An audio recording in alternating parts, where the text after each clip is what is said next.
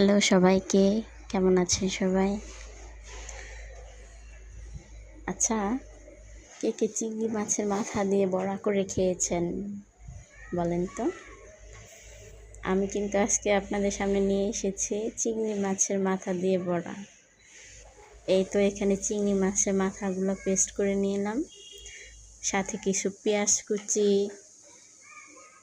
তারপর হলুদ গুঁড়া, মরিচ গুঁড়া, ধনিয়া গুঁড়া, লবণ, 2 চামচ কর্নফ্লাওয়ার, একটু বেসন, সবগুলো একসাথে মিক্স করে এই তো একে একে বড়া করে নিলাম।